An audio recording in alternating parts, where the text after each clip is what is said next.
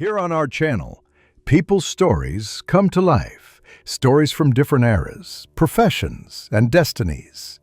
Each of them follows their own path, their own life woven from circumstances, challenges, and choices. Before we step into their world, make sure to subscribe, and later, share your impressions in the comments. Now, let's begin. Some stories don't start with loud events.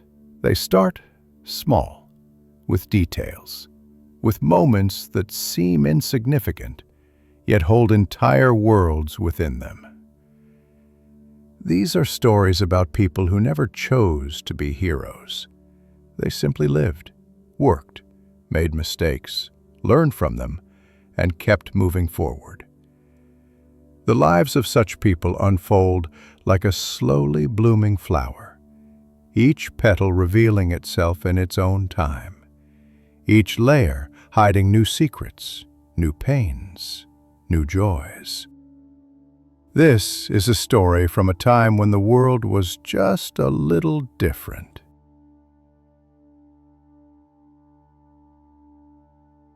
In the narrow lanes off the Amsterdam docks, where the smell of pitch and salt hung thick in the air, lived a boy whose hands were almost always smudged with blue. He liked the stains. They marked him as someone who worked, not with rope or cargo like the men on the wharf, but with paper, glue, and snippets of maps torn from old sailors' logs. He collected these scraps as others might collect coins. When the wind came from the sea, he pressed them flat under chipped bottles, dreaming that if he ever gathered enough pieces, he could make the world whole again. The house where he slept had one window, small and square, fogged by years of smoke. His mother, thin as a reed but gentle in speech, mended coats for sailors. Each evening she unpicked old seams and hummed tunelessly, asking the boy about his day. He often answered with the same phrase, that he had seen a new map fragment, a river traced in pale ink, or a word he could not read. Sometimes he fell asleep with the smell of starch and salt water in his hair. The apprentice years began not with ambition, but with chance. One morning, while carrying a loaf from the baker's stall, he saw an old man struggling with a cart filled with wooden spheres. The man cursed as one rolled away, bumping against the cobbles. The boy ran to catch it, wiping the dust with his sleeve. It was heavier than he expected, the surface smooth but marred with faint outlines of continents, half erased by age. The old man watched him turn it over with a curious reverence. "The world," said the old man, "or what people claim it is. You've got careful hands. Keep them that way." What began as an errand turned quickly into work. The boy fetched supplies, ground pigments, and learned to steady his wrist even when hungry. He worked in a dim back room smelling of varnish and turpentine. Splinters freckled his hands, yet he felt taller each day. To craft meant to belong to something orderly, every curve measured, every color chosen. He learned that oceans were painted last, a wash of blue laid over drawn lines that spoke of danger and distance. His master was a severe man, but fair. He wore a magnifying lens over one eye, which made him look perpetually astonished. He spoke little about his craft, instructing more through silence than correction. The boy understood that precision was not pride, but respect. Respect for those who might one day trace their fingers over a globe and trust what they saw. On cold mornings, when breath fogged the air, he felt grateful for the warmth of the workshop. In the evenings, he liked to walk by the canals, carrying a bit of leftover ochre on his thumb. Lantern light shimmered on the water like molten brass. Once, he saw sailors unloading crates marked with the initials of distant companies he could barely pronounce. He stood watching, wondering if anyone on those ships had ever seen with their own eyes the shapes he was painting by candlelight. He couldn't decide whether to envy or pity them. The old master rarely spoke of the city beyond their quarter, but now and then he complained that people cared more for display than for truth. "They want the world to look polished," he said, "even if it isn't." The boy sensed that his master's heart rested in older times, when maps were acts of devotion. He noticed the trembling of the old man's hands, how he sometimes mistook east for west. Without being told, the boy began to help with outlines, secretly redrawing coastlines at dusk. One winter evening, a commission arrived from a merchant's son, a well-born youth who wanted a globe for his study. The old master allowed the boy to handle much of the work, saying only, "Do it as if your name were to be placed upon it." The task consumed weeks. He mixed pigment with care, ground the lapis for the seas, traced tiny letters onto thin paper gauze. When finished, the globe looked alive, its coasts gleaming faintly in lamplight. The merchant's son scarcely looked at it before paying. Still, the boy could not stop smiling as he wiped the gold leaf from his fingers onto a rag. He thought perhaps, if he worked enough years, the world could one day rest in his own signed hand. There were small joys, stolen cherries from a barrel, a stray cat that nested in the straw, a moment of pride when the master nodded approvingly. But there were hardships, too. The winter of that year brought hunger. Grain prices rose, the canals froze early. Many workshops went dark, and the boy's wages barely bought bread. His mother worked longer nights, and sometimes he caught her staring into the empty hearth as though listening for something that would not return. He grew quiet. The master fell ill with a cough that rattled through the walls. At first the boy swept the floors and kept the fire low, thinking it would pass. But soon he was the one preparing pigments, taking orders from merchants who eyed him suspiciously. One afternoon, the old man called him closer. "Everything is lines and circles," he whispered, gripping the boy's wrist. "But you must listen between them. The truth hides there." It was the last lesson he gave. After the master's burial, the workshop fell still. The smell of varnish lingered, heavy as memory. The boy, now halfway grown, tried to keep working. The instruments were there, dividers, compasses, brushes trimmed to a single hair. He had mastered their use, yet each stroke felt ghostly, as if borrowed from another man's hand. Still, he persisted, sending modest globes to traders who scarcely knew his name. He signed them not with words, but with a small star engraved at the pole, a secret mark to prove he had lived and labored. He sometimes dreamed of the greater world, of ports where spices colored the air and metals gleamed in markets. Yet he never left the city. His mother often reminded him that a steady trade offered more peace than adventure. She was proud but cautious, warning that trust in strangers brought ruin. He listened, though part of him longed to test that warning. At night, he traced his fingertips along the maps he had made, feeling the ridges of continents and the frailty of the parchment. The world, for all its immensity, seemed like something he could fold and put in his pocket. Years moved quietly after that. The house changed. The air thickened with the smell of oil and glue.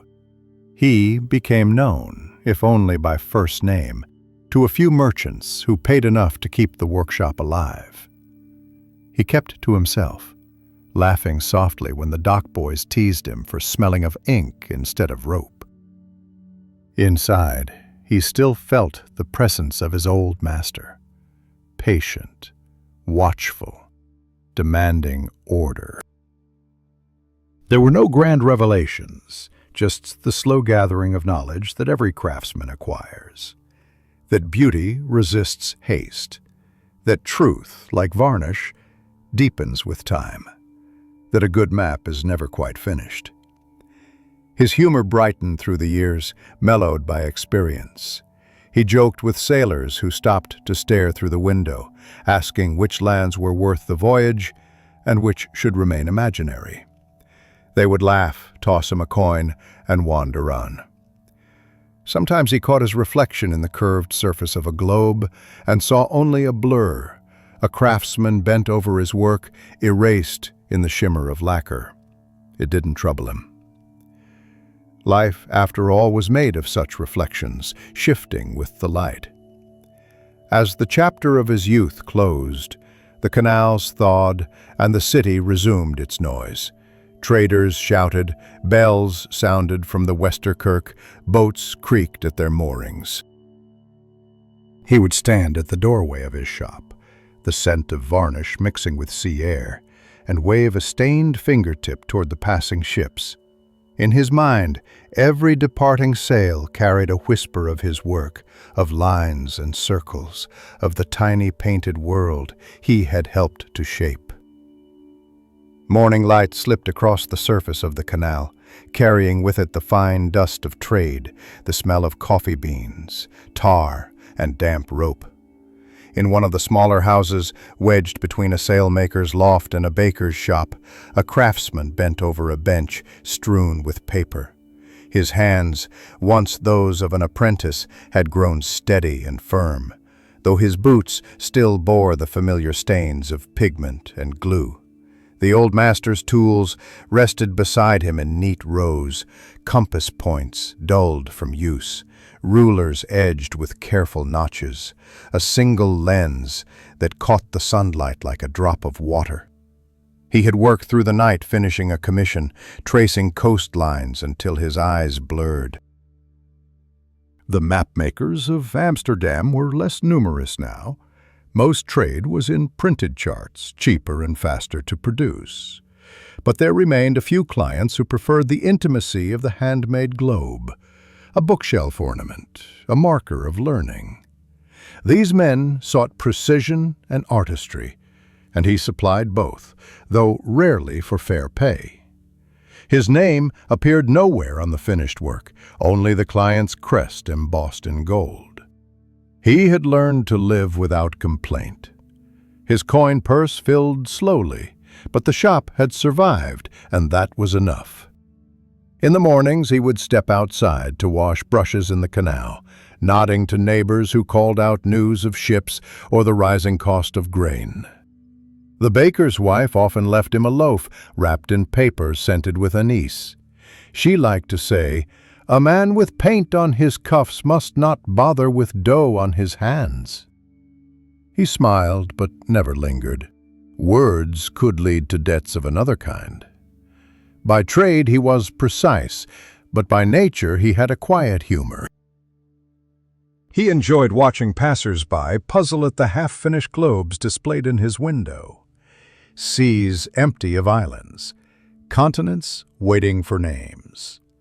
Children stopped to peer inside, their breath fogging the glass, and he sometimes added a whale or sea serpent near the poles, just to see their eyes widen.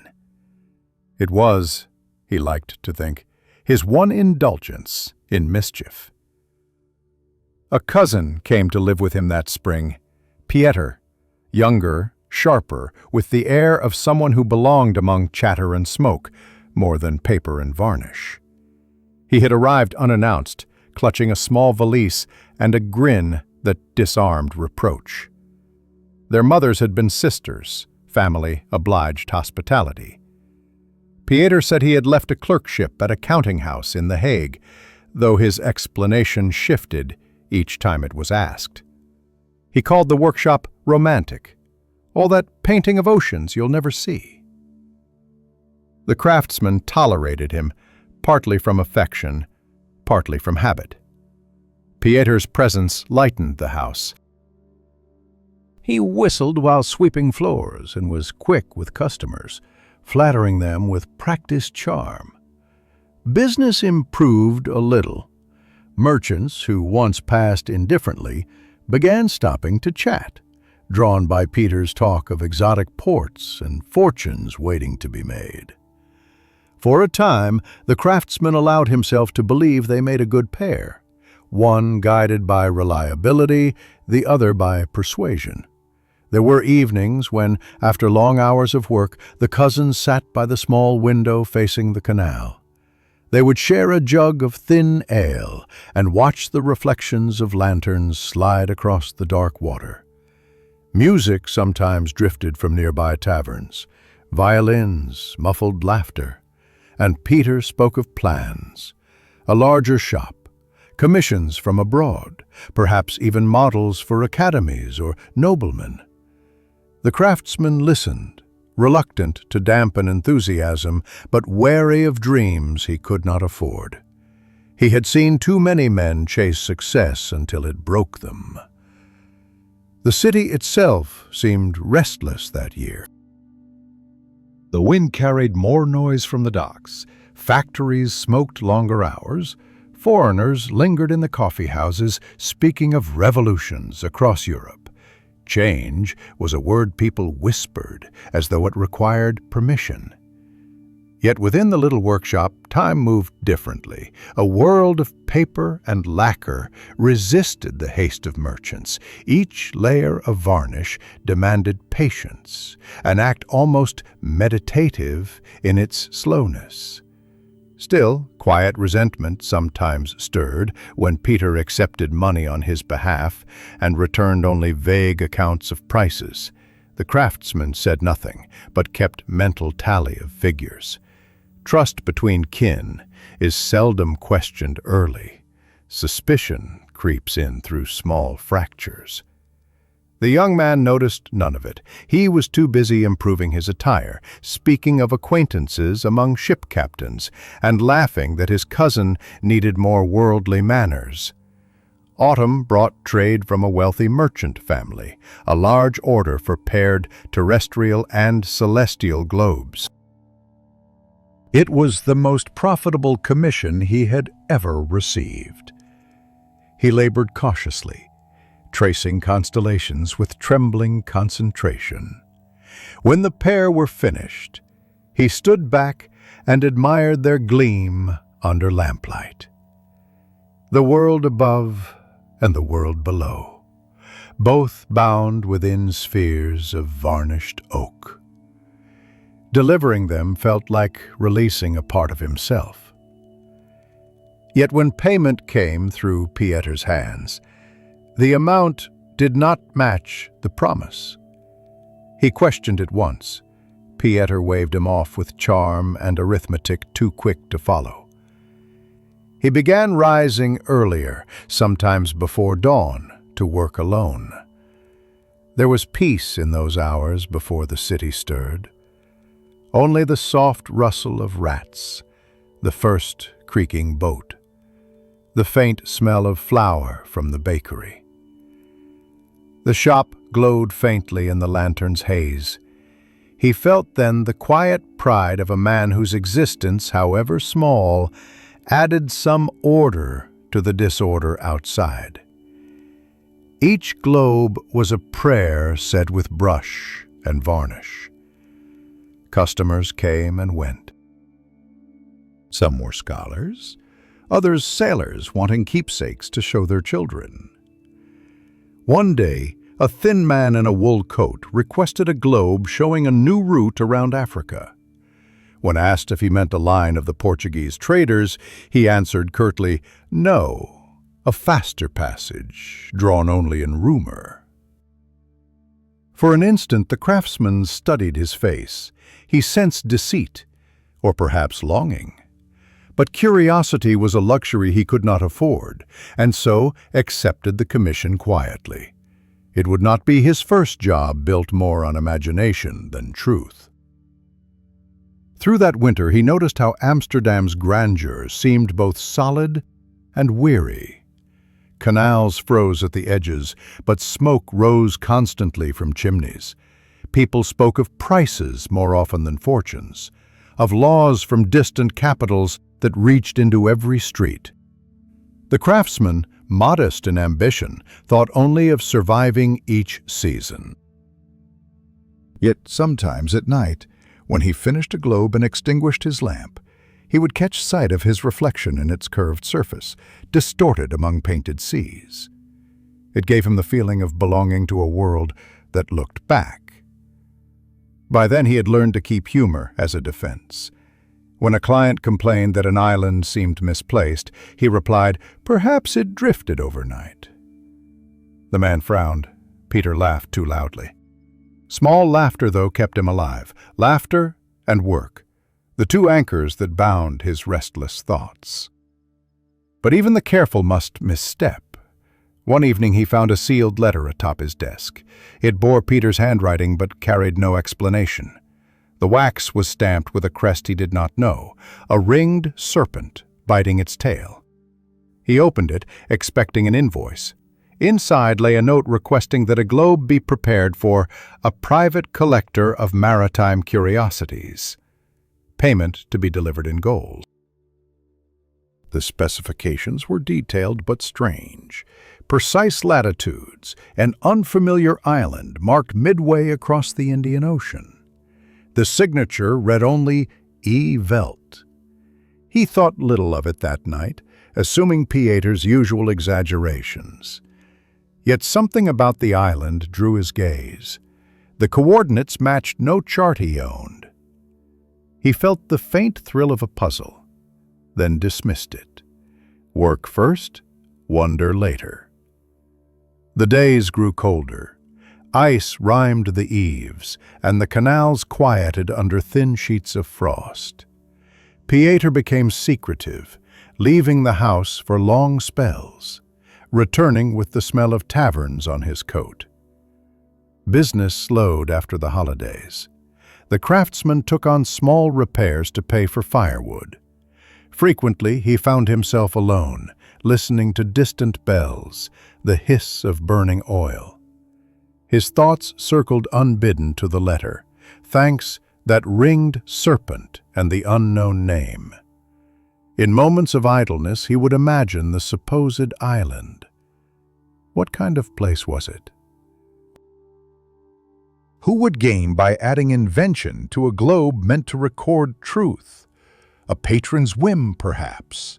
Or perhaps a mistake born from boredom and brandy? Yet he could not shake the sense that maps carried power. To include what did not exist might invite it into being.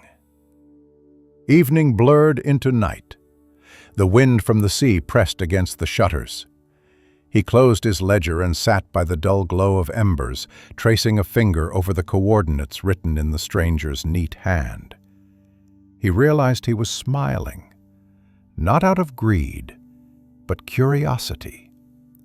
For years he had painted the known world, each line obedient to report and measurement. Perhaps a small lie on parchment could reveal something truer than all his precision. The fire hissed, and his shadow moved across the shelves of polished globes. Their shining faces turned silently in the flickering light, each holding oceans he had never crossed, lands he would never walk, and secrets born not from travel, but from pencil and thought. Beneath that steady gaze of tiny worlds, he decided to accept the commission. Outside, ice cracked along the canal's surface. The city prepared for another dawn. And the globe maker, alone in his small shop, sharpened his quills and began to think about where to place an island that the world insisted did not exist. The winter that followed came quietly, muffled by snow that softened the city's clatter. By morning, the harbor was half frozen, and the masts of ships rose like a forest of blackened trees against the pale sky. In the workshop on the Bloemgracht, a single flame shivered behind the fogged window. The globemaker sat close to it, rubbing his palms. The tools on his bench waited in their patient order, brushes in jars, dividers in their wooden case, a stack of blank gores ready to become the skin of a new world. The letter lay open beside him, edges curled by heat from the candle. He had read it again that morning, tracing the lines until he nearly memorized them. The request was unusual, in both manner and generosity. The patron, one E. Velt, wished for a globe identical in all respects to the standard model, save for one addition: an island to be placed at specific coordinates south of India. No explanation was given, only an anonymous promise of gold. The final line, written in a hand that pressed deep into the paper, simply read, "Let imagination fill the gap where knowledge ends." He had almost refused at first. Maps were to be trusted instruments, not storytellers. Yet as days passed and coins grew scarcer, practical need softened principle. He decided to accept, though not without unease. Peter, when told of the commission, clapped a hand to his shoulder and laughed. "Whoever pays for an island deserves what he gets. You should have charged double." The remark stung. Truth, for him, was never a matter of convenience. But his cousin's good cheer was hard to quarrel with, and the promise of gold weighed heavily in such weather. Work began at once. He selected a sphere of fine oak, sanded and primed it by lamplight. The paper strips, carefully measured and cut, would soon wrap it in oceans and continents. He painted coastlines in dull ochre, rivers that gleamed faintly when he tilted the lamp. The island, when it came time to add it, appeared almost shy, an oval no larger than a fingernail, shaded green between vast fields of blue. He named it nothing at all, as the patron had not. Still, as the varnish dried, he found himself glancing at it again and again, wondering who might ever sail those invented shores. The gold arrived as promised, a neat purse sealed in plain wax. Peter handled the delivery, returning with stories of the patron's messenger, a cloaked man who refused to give his name. He might have been a noble, might have been a thief, Peter said, but he had good boots. The craftsman nodded, pretending indifference. What troubled him was not deceit, but curiosity. Who paid for fantasy in an age so hungry for accuracy, and to what end? Within weeks, other peculiar requests followed. A merchant ordered a globe that omitted certain ports. A collector asked for medallions marking ancient colonies that had never existed. Such errors, deliberate or not, unsettled him. Maps shaped the understanding of men. To alter them was to shift the edges of belief. Yet each new request paid better than the last. Practicality triumphed over conscience, as it so often must. One fog-bound afternoon, a scholar in a worn clerical coat came to the shop seeking the globe with the hidden island. The craftsman met his eyes in surprise. "It was a private piece," he said quietly. The man nodded, as though expecting that answer. "Ah, then the world has already begun to forget what it never learned." He left without further word. His footsteps echoed long after the door shut. Strange days followed. Letters arrived without seals, sometimes unsigned, in which clients asked oblique questions. Did you mark the island precisely as described? Or does it remain visible under lamplight? Peter, ever curious, began delivering these messages himself, though his explanations of the senders grew vague. He laughed at his cousin's doubts. People love secrets, especially those bought with coin. You should be flattered. But the globemaker noticed the restlessness in Peter's eyes, the way he lingered too long at taverns, the rumors that followed him. Profit built quickly, yet it left an aftertaste of unease. At night, unable to rest, the craftsman took to walking the canal paths. He liked the silence of frozen water, the dull rhythm of his own steps. Sailors huddled near the docks spoke of ships steering by false bearings, of storms off Madagascar and islands conjured by fog. He half listened, half dreamed, and once imagined he saw a faint shape among the clouds, a silhouette of land resting just beyond the edge of the known. When morning broke, he dismissed it as fatigue. Yet something in him stirred, a question he could not quite dismiss. Early one morning, Peter confessed that he had met the patron himself. A tall gentleman, well-spoken. He said he admired your work. When pressed for details, Peter only shrugged and smiled. He wore a signet with a serpent. You remember that letter, yes? The craftsman felt the unease return. The ringed serpent. He had noticed it before. Was it coincidence or design? Weeks slipped into spring.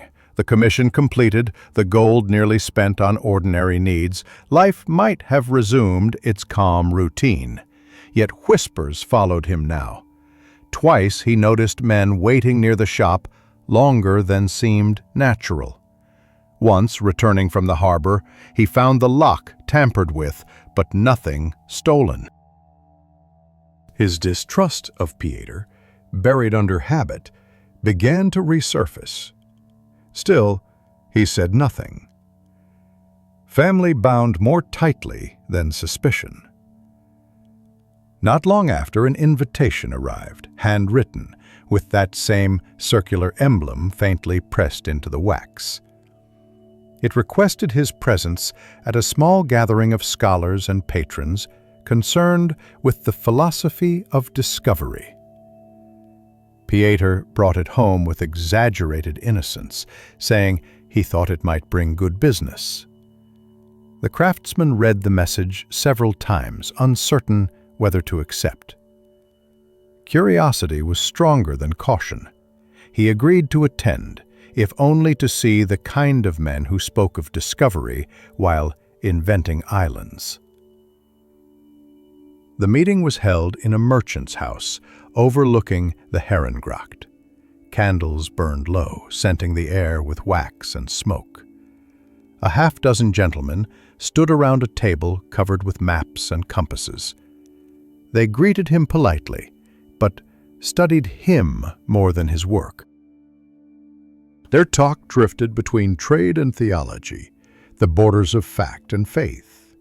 He noticed a globe in the corner, one of his own, identical save for the faint outline of the false island. It gleamed under the candlelight, as though proud of its deceit. At the head of the table sat the man called Velt. He was older than expected, gray hair slicked back, eyes lively and unreadable. His tone was courteous, almost academic. "We thank you for your craft," he said.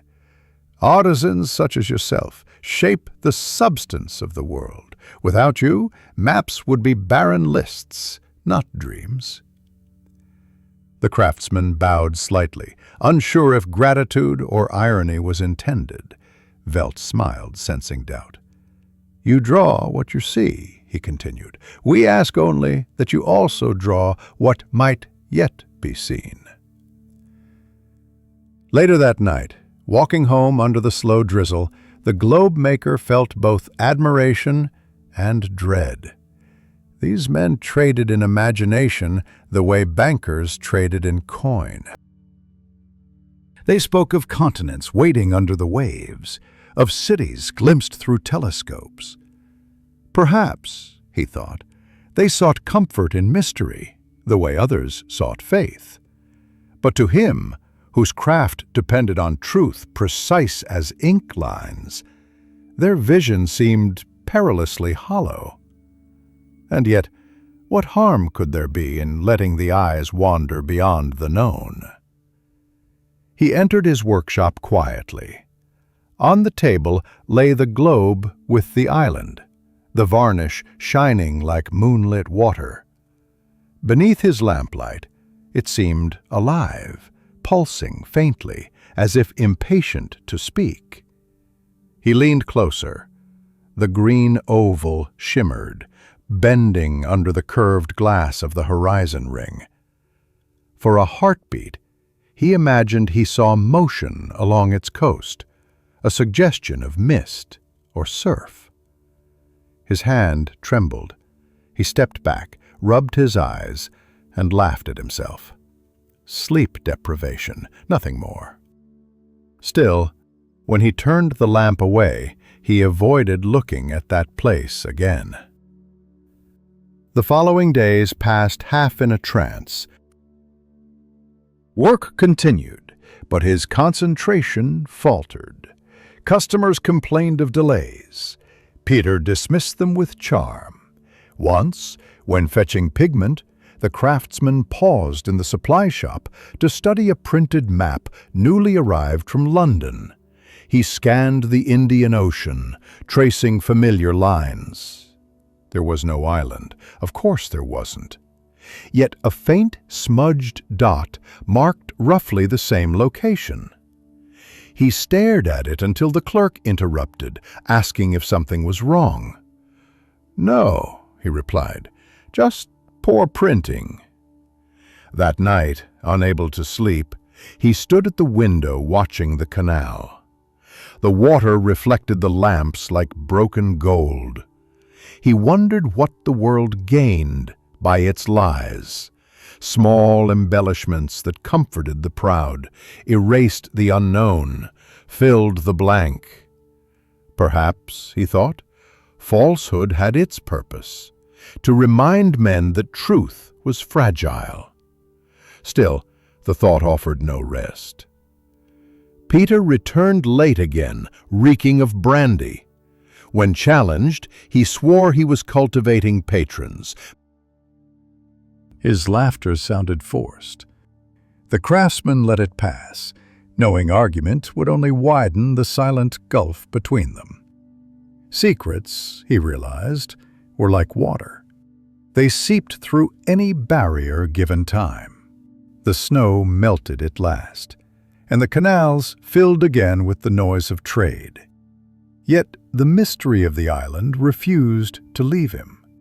Even in daylight, among jars of pigment and sound of passing carts, the faint image of green on watery blue lingered behind his eyelids. He could not decide whether he had created something false or uncovered something forgotten. He worked more slowly than before, careful to steady his hand. One evening, near dusk, he added a single invisible mark to the map, his own initial, hidden beneath the varnish beside the phantom island. Not to claim it, but to remember it. A quiet acknowledgement of guilt or wonder. He could not tell which. The world outside his window darkened.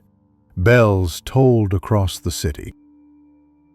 Somewhere beyond them, in seas known only to guessing men, the imagined island lay waiting, as real as belief itself. Rain fell in long, breathless strokes across the canal that spring, blurring rooftops and muffling sound. Beneath the dripping eaves of his workshop, the globe maker sat beside an open ledger and a pot of cold tea. The light was poor even at midday, yet he worked by habit, tracing a faint coastline along the edge of an unfinished sphere. Every few minutes he stopped, listening. Since the first meeting in the merchant's house, quiet had begun to feel less like comfort and more like waiting. He existed now somewhere between obscurity and rumor. Scholars sometimes came by his shop, pretending to admire workmanship, but always circling toward the same subject. Did the island truly exist? Had he copied it from some lost chart? The caution in their tone suggested more than idle curiosity, and their glances toward Pieter told him that his cousin had been talking again. Behind the mask of good manners, greed and intrigue moved like currents beneath the surface of polite trade. By early summer, Peter was almost never home. His absences came with vague explanations: meetings, shipments, parties held by merchants. Sometimes he returned with gold coins, sometimes with none, but always with a restless air, as if each errand brought him a little closer to something he could not name.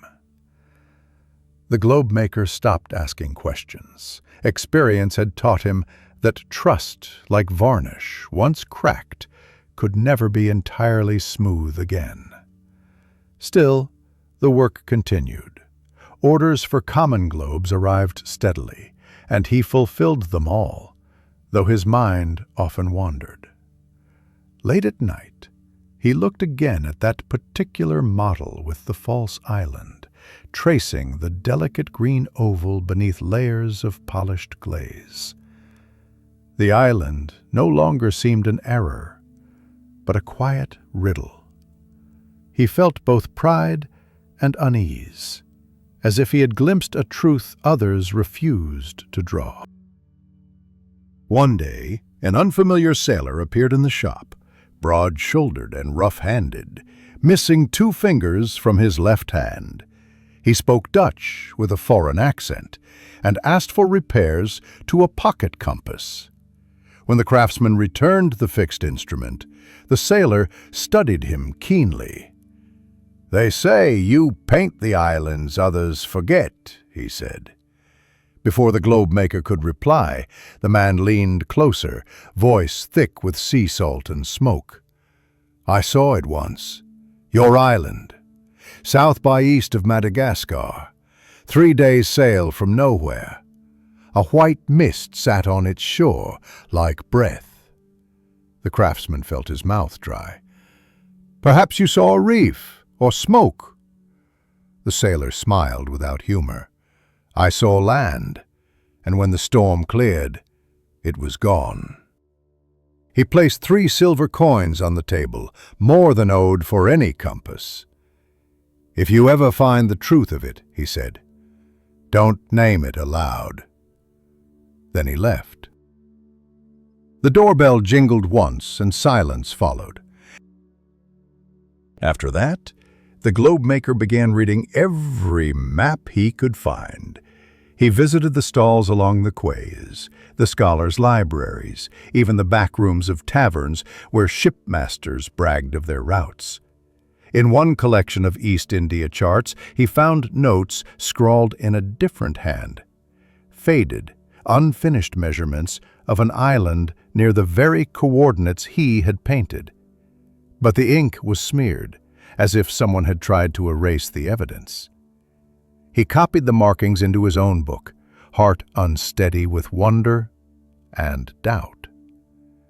Among the scholars who sold him old maps was a retired cartographer named Velt, not the patron, but another bearing the same name. The coincidence startled him. The old man, stooped, with rheumy eyes and a smell of ink about him, had been a surveyor for the Admiralty in his youth. The 2 men struck an unspoken friendship, born of patience and shared curiosity. Many evenings they sat together in a candlelit room above a narrow tavern, sipping weak ale, and speaking of maps that had outlived their use. "The sea doesn't lie," the old Velt once said, his voice scarcely more than a wheeze.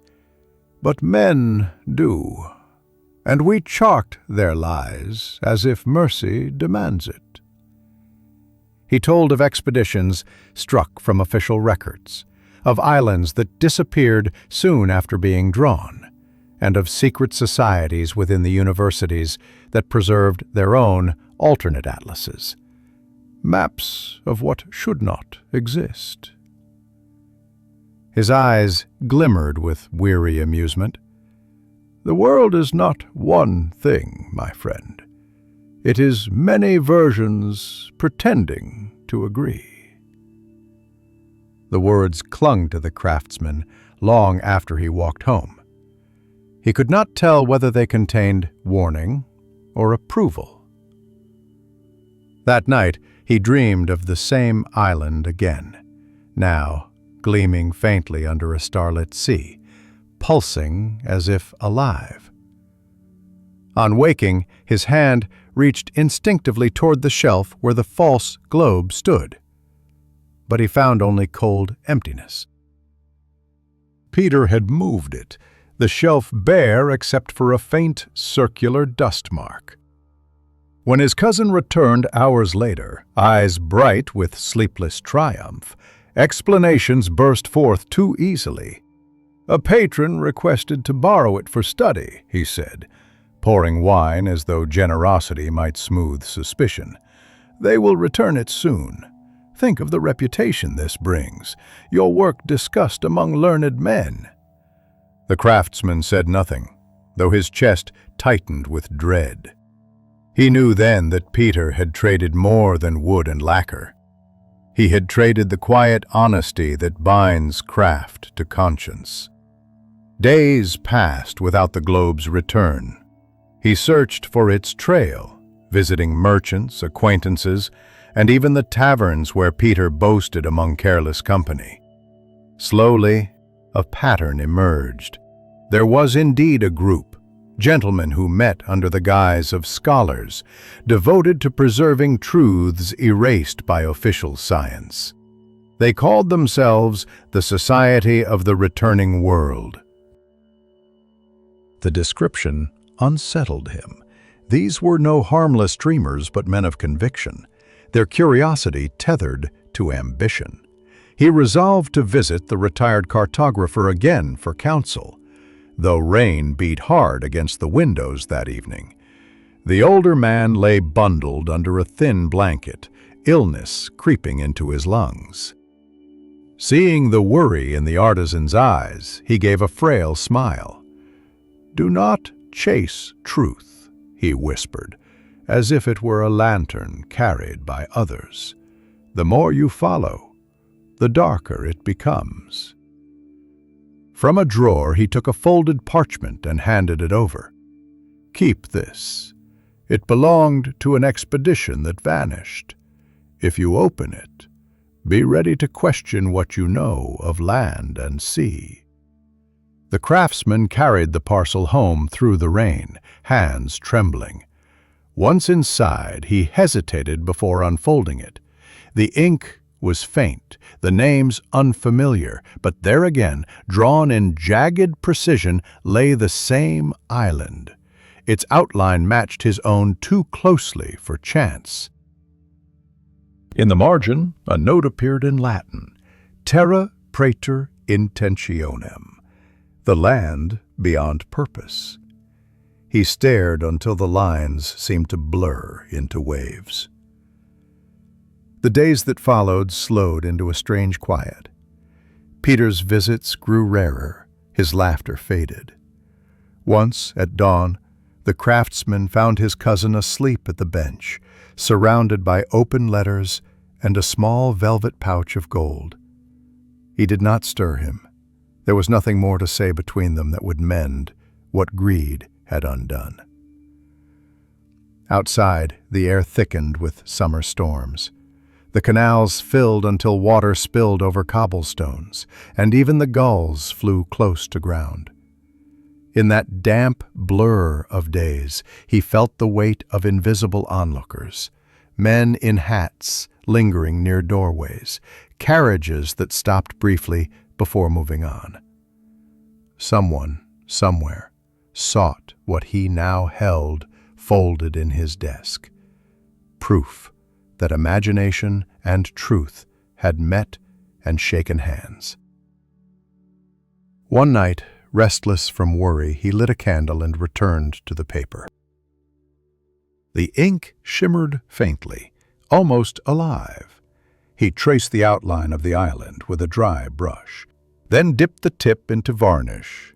For no reason he could explain, he painted a tiny star just off its coast, the same secret mark he used to sign his work. Only then did peace return, fragile and fleeting. He sealed the parchment inside a wooden case and hid it beneath the floorboards. A week later, news spread that the old cartographer was dead. Some said it was fever, others whispered of an accident, a fall near the docks. The craftsman visited the tavern room where they had once spoken, now empty except for a smell of damp paper.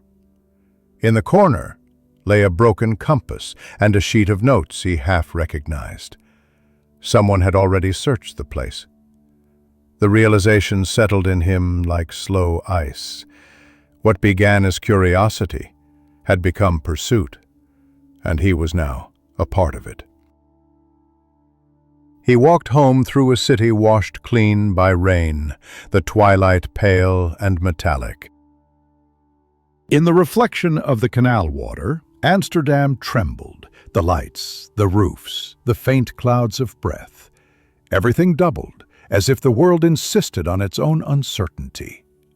He thought again of the old man's words and of the island's silent persistence. Perhaps all discovery was a kind of confession, not of what was found, but of what men wished the world to contain. As he reached his doorway, he turned back to the canal. The surface rippled once, catching the flash of a distant lantern. For a fleeting moment, he imagined it was a signal sent from far away, over those uncharted waters where truth and illusion met. Then the light went out, leaving only the sound of rain. The fog rolled in from the sea before sunrise, low and silent, swallowing the docks and their noises until even the gulls seemed muted. The city's heart beat slower in that grayness, as if time itself were reluctant to move. The globemaker awoke before dawn by habit, but found the workshop strangely still. The air smelled of damp wood, cold iron, and the faint bitterness of extinguished oil. Peter's bed was empty once again. He no longer counted how many nights his cousin spent elsewhere. The arguments had ceased, replaced by the dull acceptance that words would change nothing. Peter drifted deeper into mercantile circles, murmuring of investments, shipments, and discoveries that never appeared in the ledgers. The coins that used to pass between them now arrived in smaller sums, and always with a smile too ready to hide their absence. The craftsman turned his attention to work. Orders arrived as usual, globes for a collector in Antwerp, another for a naval officer retiring to the countryside. But his thoughts strayed constantly to the hidden map beneath the floorboards and the parchment marked with Terra Prater Intentionum. Since the death of old Velt, rumors had multiplied. Shipmasters arriving from southern routes spoke of a wreck lost near waters no official map acknowledged. They said the vessel had followed an uncharted coordinate, guided by a forged globe ordered from Amsterdam. That morning, one of the port clerks came to his door, pale with salt mist, and begged for help repairing a damaged chart. The man spoke quickly, breath clouding in the cold. "They say you painted the world truer than any of us knew," he muttered. "A ship vanished, chasing a ghost island. The merchants will want someone to blame." He would not stay for tea, only glanced nervously down the street, as if following eyes had driven him there. When he left, his boots left wet marks across the flagstones, smearing like ink.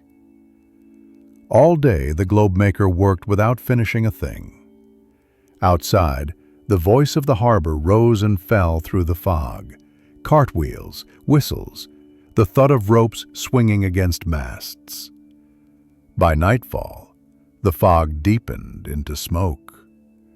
Fires burned somewhere along the quays, perhaps a warehouse blaze, or the reckless warmth of sailors. The smell crept into the workshop, familiar and sour, recalling for him those early years of apprenticeship when Amsterdam's air had always smelled of tar, sweat, and progress. He realized then how thin that word had become. A messenger arrived after sunset, a young boy, nervous, carrying a folded letter sealed with the same serpent emblem that had haunted his thoughts for months. The message was short. Tomorrow, at first light, the harbor warehouse with the broken wind vane. Bring no companion and no copy. There was no signature. He sat long by the fire that night, hands clasped, the letter curling between his fingers. The warmth of the flames could not touch his unease. He suspected it was the society, perhaps the same men who had borrowed his first globe, or another faction splintered from it. He thought of ignoring the message, but curiosity, relentless as tide, erodes even caution. At dawn, he dressed in his simplest coat and left without waking Pieter, who had returned late, reeking of gin. The streets were still wet from rain. The sky sagged with smoke-colored clouds that smelled faintly of sea salt. The warehouse stood near the water's edge, half hidden by stacked barrels. The wind vane above it creaked uselessly, wings pointing nowhere. Inside, light seeped through broken boards in thin shafts, enough to reveal 3 men waiting among coils of hemp rope and crates labeled in Latin shorthand. 2 were strangers, 1 was felt. The patron's elegance had frayed since their first meeting. His jawline, once clean, carried the rough shadow of sleeplessness. Yet his eyes remained sharp, fixed upon the craftsman with a trace of cold amusement. "You've been careful," he said softly. "Enough to survive, not enough to stay unnoticed." The globemaker remained still, unsure whether fear or anger held him. "I make instruments," he said. "Nothing more." "Ah, but instruments reveal." Velt stepped closer. Moisture from the floor darkened the edge of his cloak. "The ship that vanished used your work as its compass. Men are dead because the world does not forgive invention." "You asked for invention," the craftsman replied quietly. "You paid for deceit." The other men shifted, uneasy. One spoke up, accusing tone brittle. "You carried maps from the late cartographer, the one who drowned. You've seen what was not meant to be shared." He shook his head. "I've seen ink." They regarded him in silence, as if waiting for confession. Finally, Velt sighed. "Do not mistake our aims. The society does not worship lies. We seek what exists beyond the borders of sanctioned knowledge. If the island was mistaken for truth, it is because those who followed lacked imagination." "And you," the craftsman asked, "lack conscience?" Velt smiled with sadness instead of anger. "Conscience is a luxury of those who already know the limits of their world." He turned to leave but paused at the threshold. "Keep your maps. They belong to you now, though they may yet belong to history." Then he and his companions melted into the fog. For a long time the craftsman remained there, listening to gulls cry through the murk. He felt the old ache of exhaustion mingled with something quieter, a sense that he stood at the edge of two worlds, one ruled by certainty, the other by wonder. When he returned home, Peter was gone. So was the velvet pouch of gold. On the workbench lay a torn ledger page covered in his cousin's handwriting, frantic, uneven lines describing benefactors and answers worth any risk. The craftsman read the words until they blurred into nonsense. He did not chase him. Weeks passed. The shipwreck dominated talk in taverns. Some blamed foreign saboteurs. Others cursed the arrogance of merchants who trusted fancy over caution. Still, merchants came to order new globes, as though tragedy only deepened their appetite for possession. Profit, even tainted by loss, had its own fragrance. Yet he no longer found comfort in his craft. Each stroke of pigment felt heavy with accusation. In the evenings he walked to the docks, watching the smoke rise from burning tar barrels and hearing sailors tell of islands glimpsed and vanished. Reality seemed looser now, its edges shifting like the tide.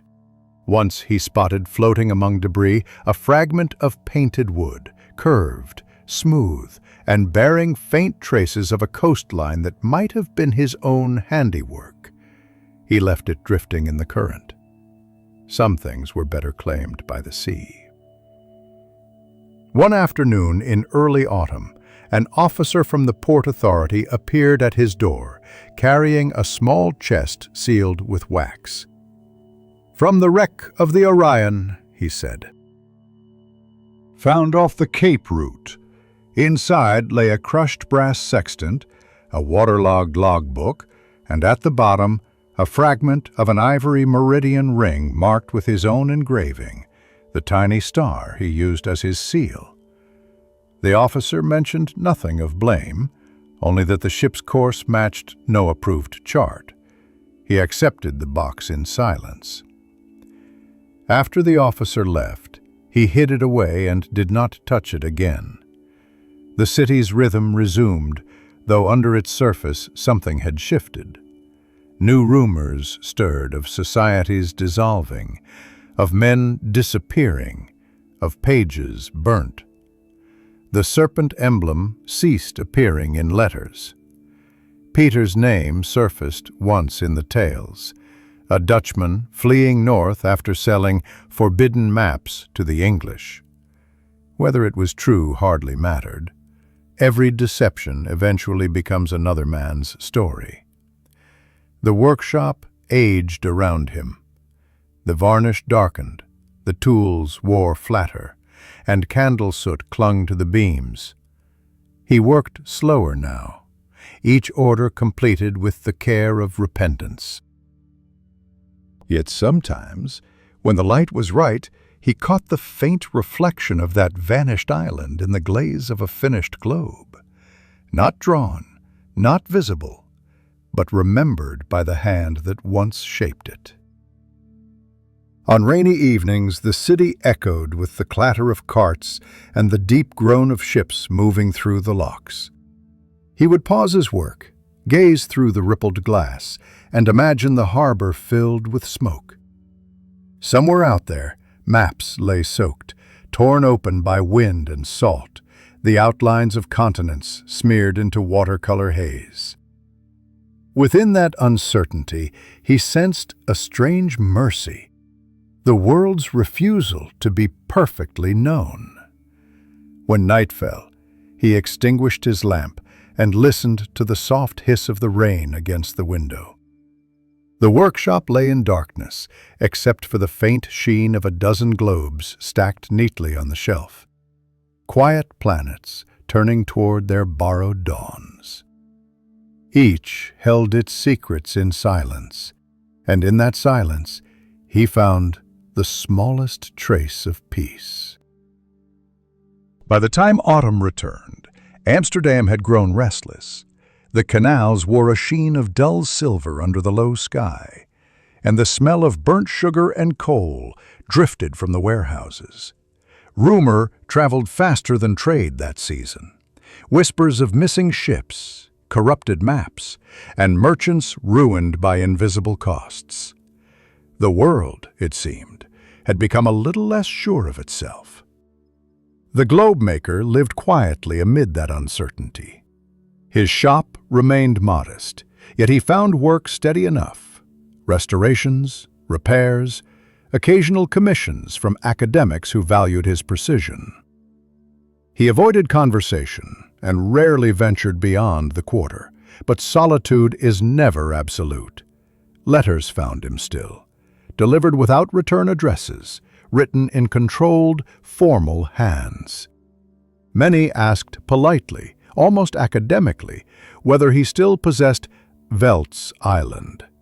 Some hinted that greater men than he could ensure its proper safekeeping. He burned them all.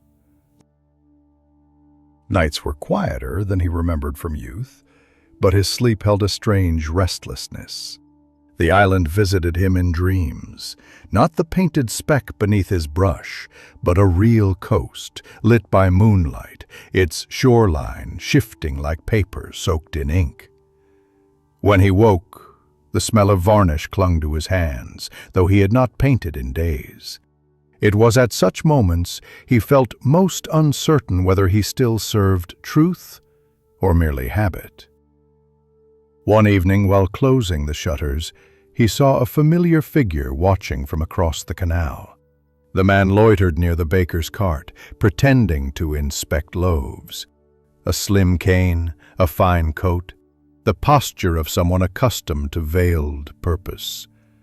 When the craftsman lifted the lantern, the watcher's face turned partially into light.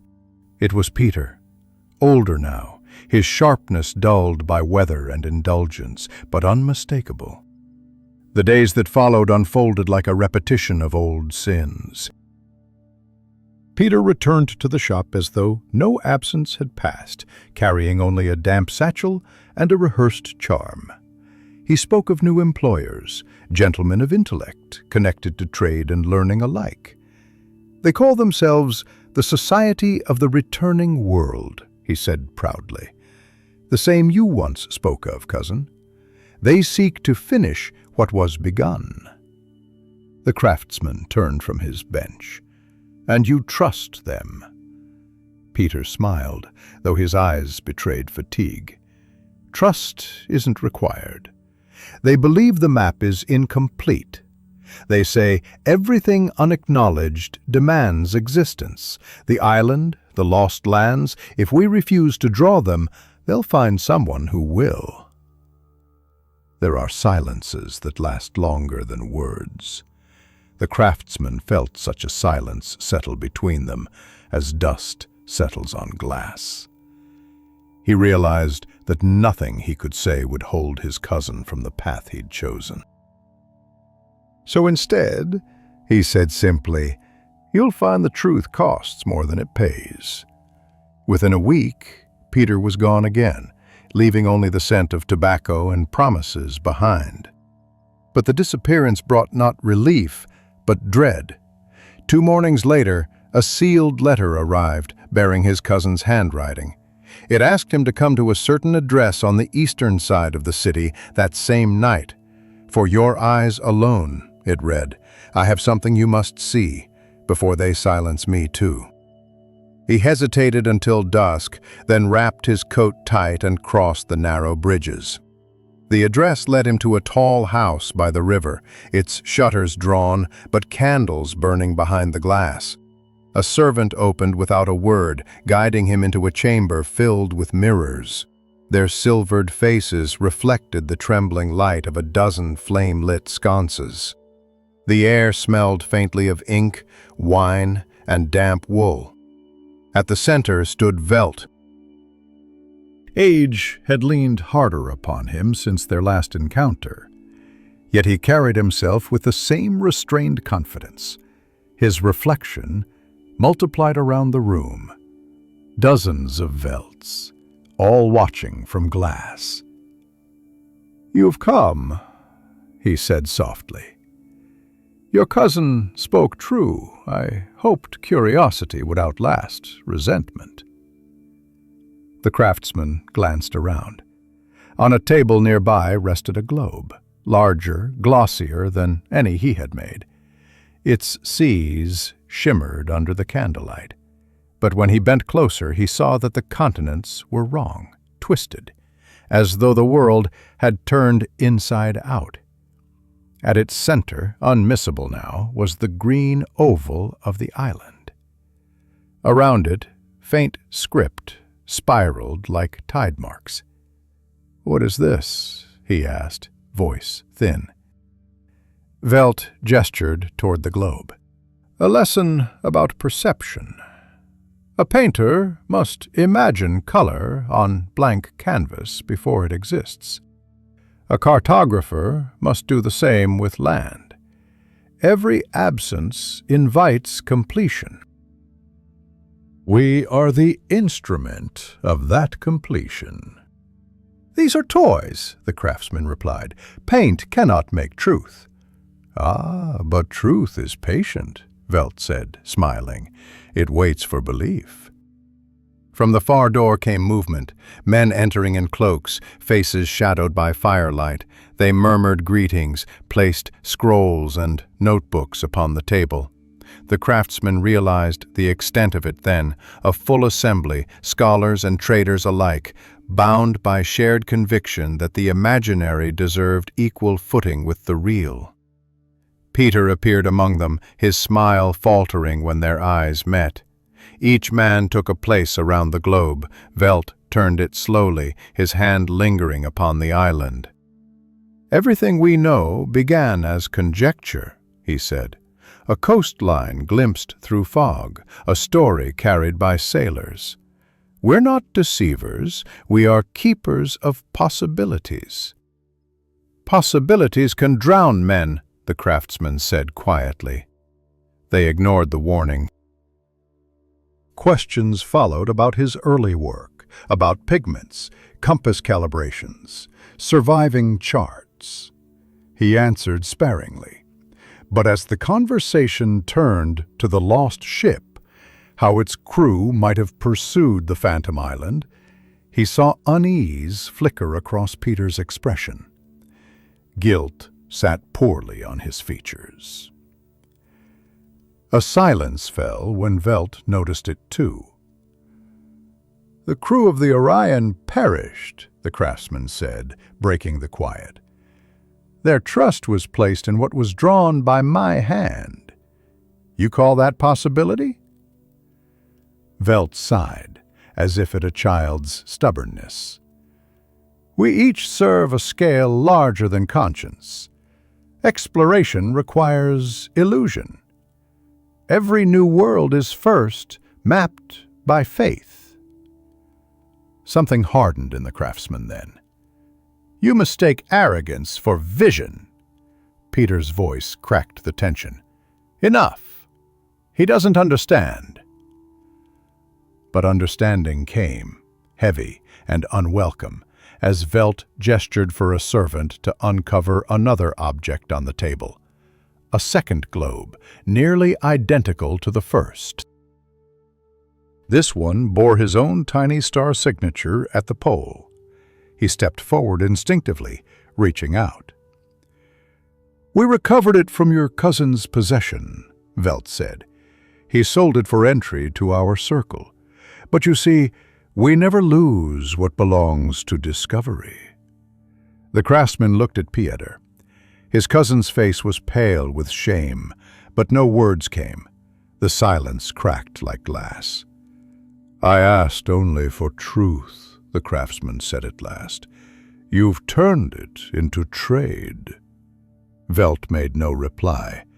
Around them the mirrors multiplied every motion, repeating the faint trembling of his hand, the firelight's pulse. The sight was dizzying, dozens of selves trapped in reflection. For a moment the craftsman could not tell which face was his own. When he closed his eyes, the murmurs of the men merged with a low hum, like distant surf against the shore of an unseen island. He turned abruptly, knocking a candlestick from the table. Flames scattered across the floor, small tongues licking the varnished boards. Someone shouted for water. In the confusion, he seized his globe and fled through the side door, the shouts of the gathering muffled as he plunged into the choking fog outside. Rain came soon after, washing soot into the canals. He did not stop until reaching his workshop.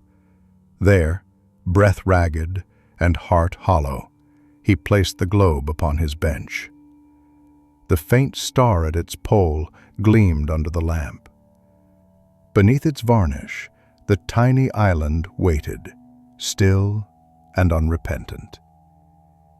He poured water over his trembling hands, but the smell of smoke clung to him. Behind his closed eyelids, reflections danced, mirrors upon mirrors, worlds within worlds, none truer than another. And for the first time, he wondered whether he had escaped anything at all. The autumn storms swept in from the sea without warning, carrying with them the smell of salt and iron. Canals overflowed, gulls wheeled low, and shutters shuddered against the wind like nervous hearts. For days, the city moved as if under a gray curtain. Traders cursed delays, ferrymen slept in alehouses, and children pressed their faces to glass to watch lightning flicker over the rooftops. Beneath that same weathered sky, the globe maker worked by candlelight, his trembling hands bent not to creation, but to repair. The night at the House of Mirrors had left a scar on his thoughts. Sleep refused him. Each time his eyes closed, he saw the multiplied reflections of his own face, the fire glancing along 100 globes. He half expected the door to burst open with company from the society, to find himself dragged into that same quiet madness again. Yet no one came. Even Peter had vanished. Only silence, far louder than comfort, remained. Days passed before word reached him. A dockhand, familiar from errands, whispered that a body had washed up near the estuary. A young man with fair hair, finely dressed, but without identification. The craftsman did not ask to see the corpse. The boy's hesitant tone, his unease at delivering the news, were confirmation enough. He spent that night in the workshop, the shutters barred against the sea wind, and worked until dawn on a small globe he knew he would never sell. It was plain, unadorned, no decorative compass rose, no ribbons of gold leaf. Only sea and land, rendered in subdued shades, drawn as if they might dissolve any moment. But when morning came, he pressed the brush tip to the same old coordinates and painted the forbidden island once more. The motion was practiced now, almost gentle, a ritual rather than rebellion. He could not have said whether it was grief or forgiveness guiding his hand. By early winter, the city began to thaw from its fear. The smoke that had darkened its canals thinned. The markets reopened. Merchants found new ports to exploit, new maps to trust. Yet rumors reached him still, like seaweed trailing in the wake of a long-sunken ship. Some said the society had dispersed, its members fleeing arrests for trade conspiracies. Others claimed it had reformed under different names, whispering of invisible islands and the reshaping of knowledge itself. He no longer cared for which version was nearer the truth. All that concerned him was that somewhere the false island remained, on parchment, in ink, and perhaps in the minds of those who wished the world to be broader than it was. That thought both frightened and comforted him. False things rarely vanish entirely, once believed. One morning, a clerk from the university arrived at the shop, polite and awkward in his scholar's coat. He brought with him a request: the restoration of an old map damaged by mold. The globe maker accepted, though he recognized immediately the sin under its surface. Just above the line of latitude, faint but stubborn, lay the same faint contour of the island he had invented years before. "You see this mark?" the clerk asked. "It appears in no other record. Our professors insist it is error or myth, but it keeps returning, sometimes erased, sometimes reappearing." The craftsman pretended to study it neutrally. "Perhaps paper remembers what men forget." The clerk smiled, mistaking it for wordplay. He left the map for cleaning, promising to return within a week. Alone, the craftsman sealed the shutters and unrolled the parchment fully under lamplight. The ink shimmered faintly, uneven, as if touched by moisture or breath. A phrase had been scrawled in the margin, nearly invisible in its fading. "Ex mare surgit." From the sea it rises. He sat for a long time after reading that line. Somewhere in the depth of memory stirred the image of Velt's measured voice speaking of thresholds between thought and form. He remembered the sailor who had sworn to see it, the storm that erased men who sought its certainty.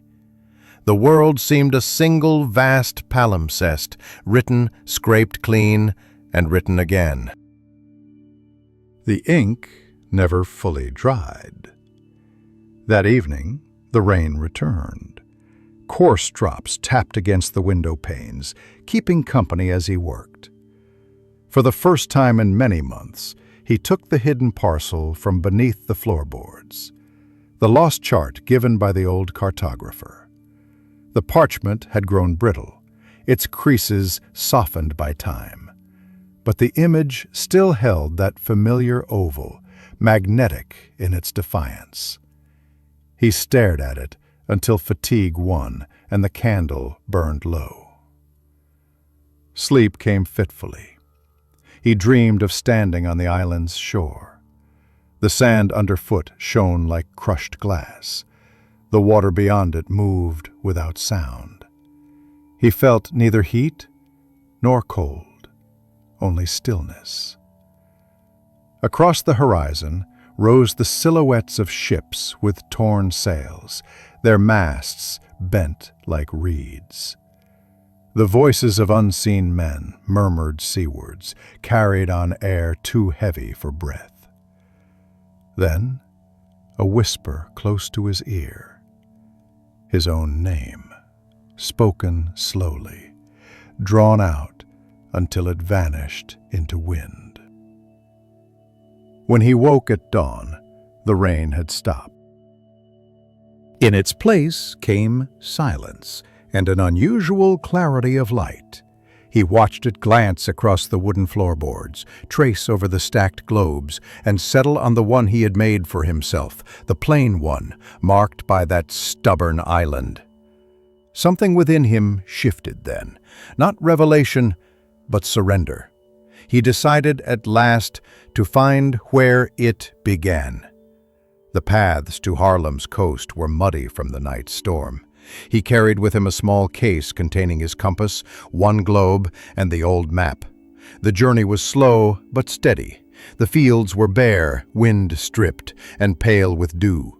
When he reached the dunes, the sky widened into gray-blue emptiness. The sea below moved with deceptive calm, its color the same as the paint he had mixed 100 times before. He descended and found a hut where a fisherman mended nets. In exchange for a few coins, the man lent him a boat. "Tide turns soon," the fisherman muttered. "Best stay close." "The water's deceptive this month." The craftsman nodded and rowed outward, the oars creaking softly in the swell. He had no destination, but followed the compass east by instinct, watching clouds gather like smudges of smoke along the horizon. The coast grew smaller behind him. At times, the sea fell utterly silent, too smooth to trust. Between strokes, he looked down at his reflection, broken, wavering, half erased. Hours might have passed when he noticed a strange patch of luminosity in the mist. It was not land, not light, but an odd glimmer spreading beneath the surface like oil. The air around him thinned, his hands trembled with a kind of calm terror. He stopped rowing. The boat drifted. Slowly, almost politely, the shimmer faded. He laughed then softly, not in defeat but recognition. The island was never meant to be found on this side of the horizon. It existed where thought met longing, a place suspended between error and hope. His search had only led him back to that truth, that men chase mysteries not to uncover them, but to prove they still exist. He turned the boat toward shore. The sky behind him broke into thin strands of gold, the storm retreating. When the beach came into sight, he paused once more and looked back. The sea lay perfectly still, showing nothing but itself. The faint breeze carried the smell of varnish, imagined, perhaps, but it made him smile. That evening, the fisherman helped him drag the boat ashore. "Find what you were after?" the man asked, tying the rope around a post. The globe-maker looked out toward the darkening water. "I found the edge of the map," he said. And it was enough. He returned to Amsterdam before night fully fell. The city felt smaller, quieter, yet less burdened by its shadowed past. In his workshop, he placed the globe on the highest shelf, beside those once made for merchants and professors. No one would know which among them carried the lie. He did not mark it. He did not hide it. The line between truth and invention no longer mattered, perhaps never had. The window pane rattled slightly from a passing gust. He lit a candle, warming his numb hands above it, and let the quiet settle. Outside, bells from distant quarters echoed faintly across the canals. Each note lingered like a memory of a journey completed, even if its destination had been only understanding. He whispered something to the empty room, maybe to Pieter, maybe to the island itself, and turned down the lamp. The faint gleam of the globes remained after the flame vanished, floating like moons against the darkness, steady and silent as faith. Evening slowed the city's pulse until the streets seemed to breathe. The globemaker's workshop, tucked among the quieter canals, stood half in shadow, half in the faint gold of the setting sun. The windows clouded easily now. The air inside was warm with varnish and the smell of wood shavings. On his bench lay brushes worn almost to nothing, a pot of ink sealed by habit rather than need. He no longer worked for clients. The merchants had found cheaper crafts elsewhere, and the universities rarely commissioned fine pieces. That suited him. The quiet had its own order, a rhythm like a tide, no longer ruled by anyone's clock. On the shelf behind him rested rows of globes, some cracked with age, others glowing softly beneath their lacquer. Among them was one rather ordinary-looking sphere, its curvature perfect, its seas gently green with time. He had tried not to look at it for months, but somehow it always drew his eye, the one that bore, still, an island that no one would ever reach. Little in his life remained hurried. He ate simply, bread and cheese when the coins allowed, and walked each morning to the quay to count ships departing. The sailors there nodded to him kindly. None knew his story. They saw only a quiet craftsman who liked to watch the masts tilt westward, staring at the water as though memorizing its shape. Sometimes he thought of Peter. The years had made that name sound softer. Perhaps his cousin had not perished after all, merely vanished in the way certain lives do, absorbed by distance, blurred into rumor.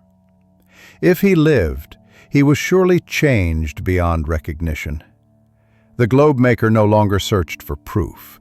He had learned that not every question deserves an answer. Some simply outlast curiosity.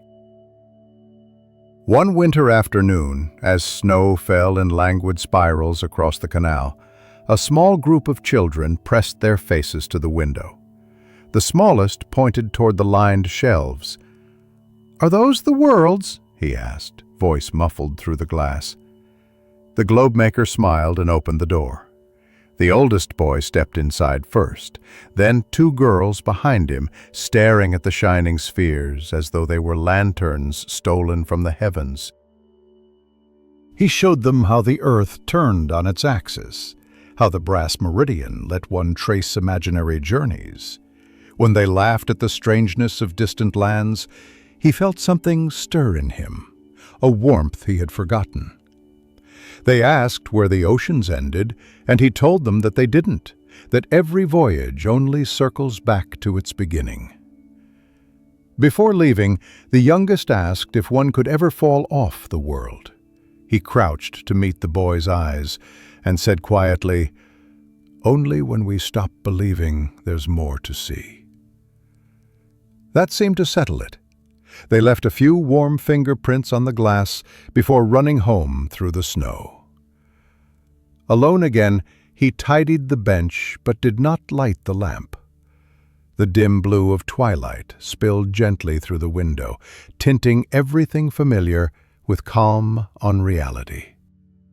His eyes fell upon a small wooden crate under the work table, the same that once held the fragments of the shipwrecked globe retrieved from the Orion. He had not opened it since the day it arrived. Now, with slow care, he lifted the lid. The pieces inside were dulled by years, ivory marred by faint scorch marks from salt or fire.